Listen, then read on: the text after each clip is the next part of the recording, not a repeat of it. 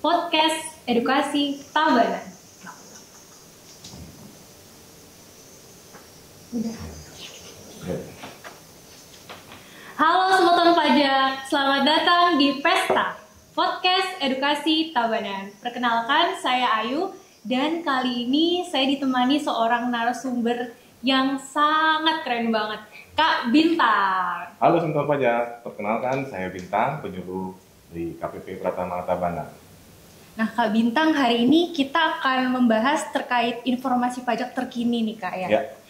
Kita akan membahas terkait dengan persiapan pelaporan SPT tahunan orang pribadi tahun 2025 nih Kak. Betul sekali Kak Ayu.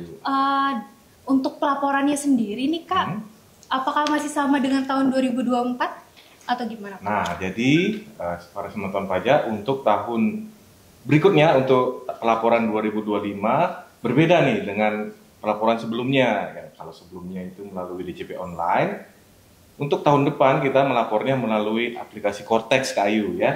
Oke, berarti sebenarnya kalau sekarang kita sudah pakai sistem yang baru ya Kak ya? Iya, sebenarnya mulai 2025 sudah menggunakan aplikasi Cortex ini. Dan untuk pelaporan SPT ke depannya yang dilaporkan di 2026 menggunakan aplikasi Cortex, seperti itu.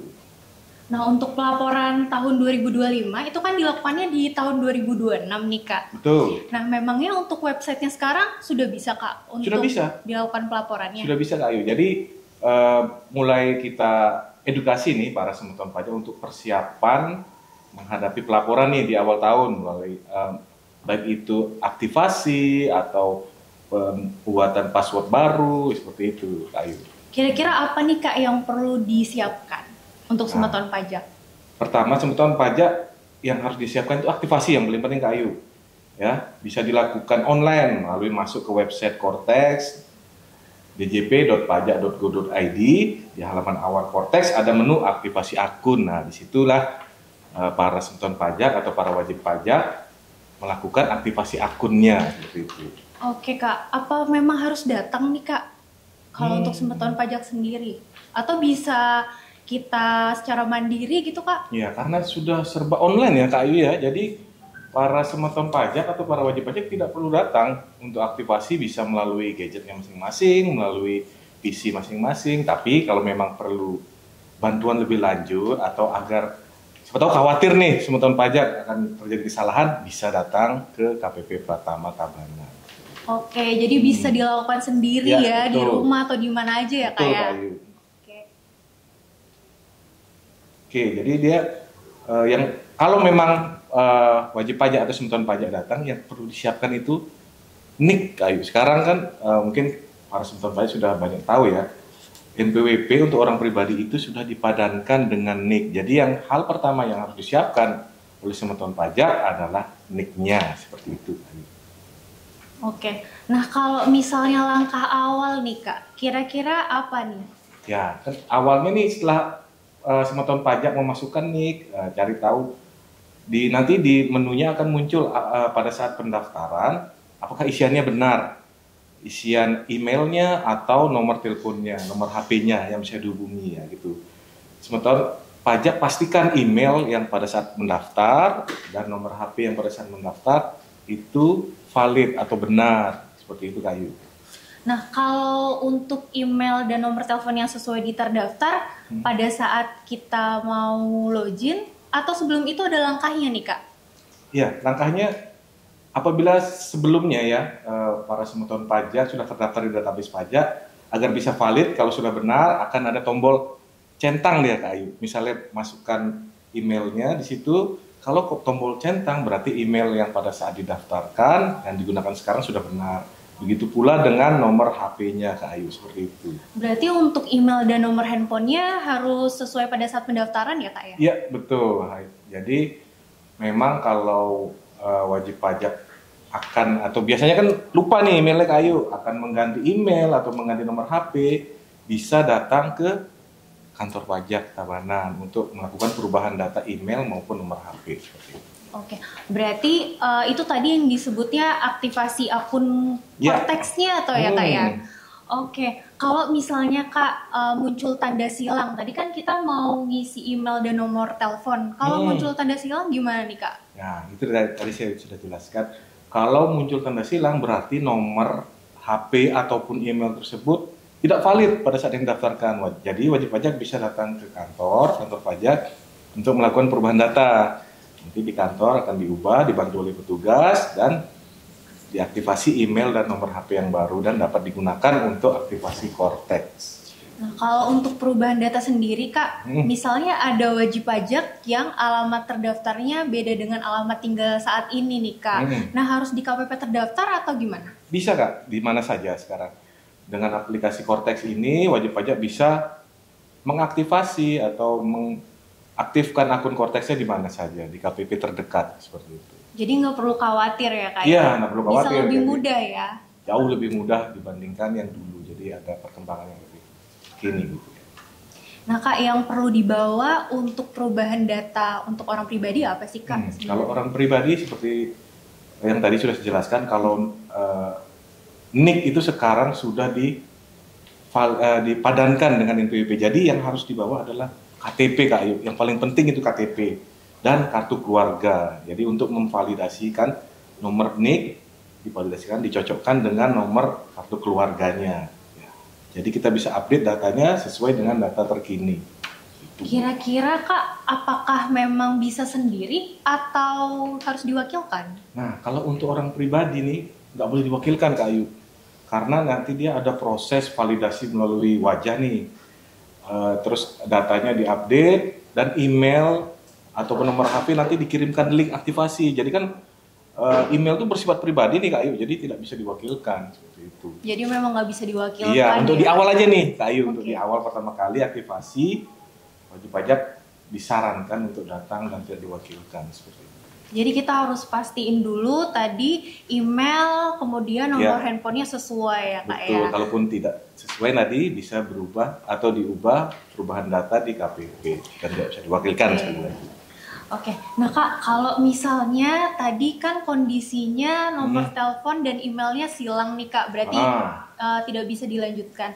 Nah kalau misalnya kondisinya centang hijau nih Kak, apa yang harus dilakukan? Kalau centang hijau berarti emailnya atau nomor HP-nya sudah sesuai nih, sudah sesuai dengan waktu didaftarkan, jadi bisa langsung diaktifasi Kak Ayu, langsung saja diaktifasi seperti itu. Oke. Nah, berarti kan nggak perlu ke kantor pajak lagi ya Kak ya? Iya, betul. Langkah selanjutnya apa nih Kak? Setelah kita udah pastikan kita bisa aktifasi akun Cortex, selanjutnya apa lagi? Selanjutnya adalah ini, apa namanya, password. Pastikan di awal itu disarankan untuk lupa kata sandi Kak Ayu. Jadi di halaman muka Cortex itu ada menu lupa kata sandi. Ya, kita sarankan para someton pajak, para wajib pajak untuk mengklik lupa kata sandi, nanti memasukkan nick-nya dan muncul email atau nomor HP yang valid tadi yang digunakan. Nanti diketik ulang dan link perubahan password atau kata sandi akan terkirim ke email ataupun nomor HP yang sudah valid tadi. Seperti itu. Untuk ketentuan kata sandinya sendiri nih Kak, ada ketentuannya nggak sih Kak? Ya, untuk kata sandi ya, karena ini bersifat pribadi ya Kak ya. Jadi kata sandi itu minimal terdiri dari 8 karakter nih. Ada huruf besar, ada huruf kecil, ada angka, dan ada karakter khusus atau tanda baca yang dikecualikan, tanda dolar, tanda titik. Nah, seperti itu Kak. Jadi diingat-ingat nih, 8 karakter, huruf besar, huruf kecil, ada angka, dan ada karakter khusus. Misalnya tanda seru, tanda tanya, tanda seperti itu Kak. Tanda bintang juga bisa. Tanda bintang juga bisa ya, sama dong dengan nama Anda ya. Bisa, boleh. Kak, aku penasaran nih. Nah, waktu kita mau coba lupa kata sandi, itu kan pernah ada disuruh mengisi paspres. Nah, paspres itu apa sih Kak sebenarnya? Ya, kadang-kadang wajib pajak ini pasti bertanya nih. Jadi paspres itu kalau bahasa awamnya itu tanda tangan digital Kak. Oke. Ya, jadi pada saat semeton pajak mengaktifasi atau mengupdatekan akun Cortexnya akan diminta paspresnya, membuat paspres baru. Paspres baru itu adalah tanda tangan digital. Kalau saya ditanya paspresnya sebaiknya apa, saya bilang samakan saja dengan passwordnya agar tidak banyak yang perlu diingat nih Kak Ayu. Udah mengingat password, mengingat passphrase lagi. Jadi saya sarankan password dengan passphrase disamakan saja. Seperti itu. Iya, apalagi banyak semoton pajak yang juga mengisi password di akun mana saja ya, Iya, biar punya juga akun IG, akun Facebook, nah, kalau bisa sama semua. iya, Biar juga nanti mengurangi bingung. lupa gitu Iya, ya Kak ya. menghindari lupa password.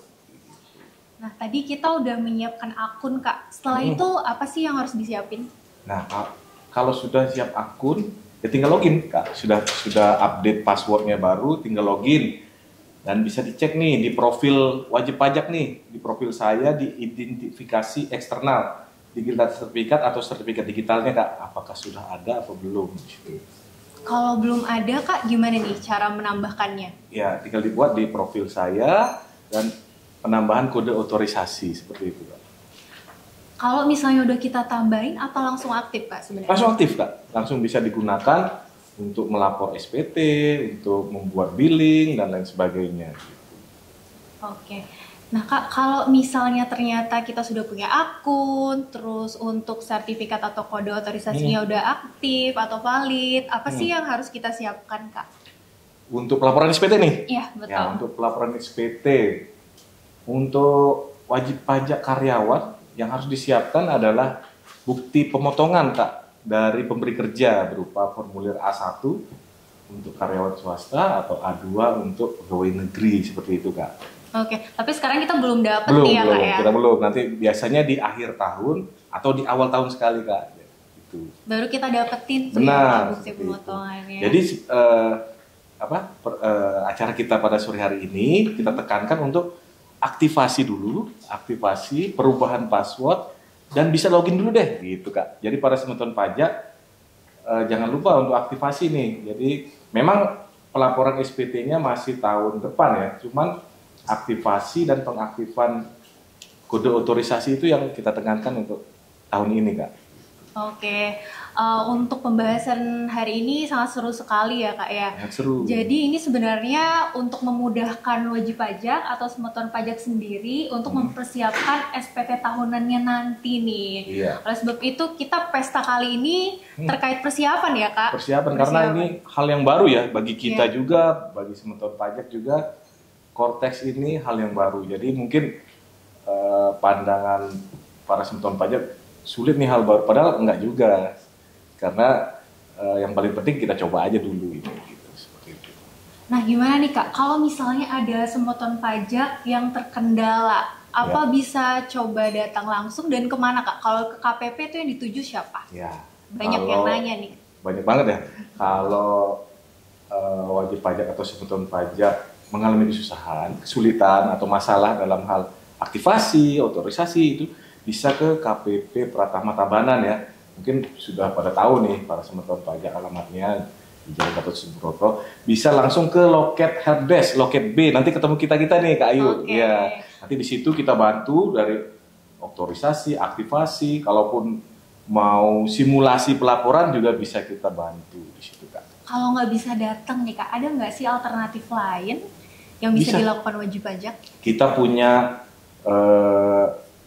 chat number WA, kita punya media sosial, ada pajak Tabanan. Jadi para semeton jangan khawatir kalau memang mengalami kesulitan untuk hadir, tidak punya waktu, bisa chat di chat WA resmi kami ya, yang centang biru, dan bisa juga di media sosial kami, seperti itu Pak. Iya.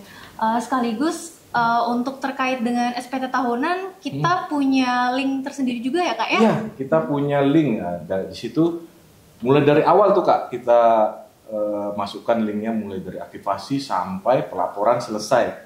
Itu tutorialnya, kita urutkan dari awal sampai akhir.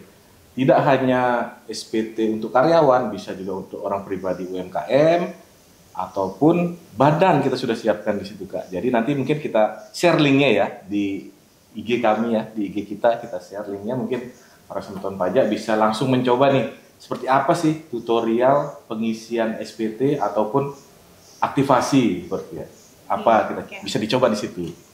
Nampaknya untuk linknya ini untuk yang kepo sebenarnya kalau sudah kita posting ya semeton pajak Nah, nanti mungkin bisa dilihat postingan terbaru. Nah, di situ ada Linktree terkait panduan SPT 2025 ya, Kak ya. Betul. Nah, itu udah runtut ya, Kak, kita masukkan untuk videonya ya. Iya, dari lupa password, aktivasi. Jadi nggak usah khawatir nih, Semeton Pajak lengkap di Linktree yang kita share. Oke, Kak. Nah, tidak terasa nih Semeton Pajak, kita sudah di penghujung acara ya. Seru sekali pembincangan kita hari ini.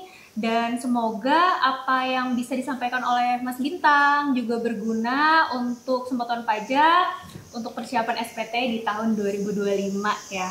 Iya, sekali lagi saya ingatkan untuk para Semeton Pajak untuk aktivasi akun Korteksnya sebelum memasuki tahun baru nih di 2026 untuk laporan SPT tahunannya.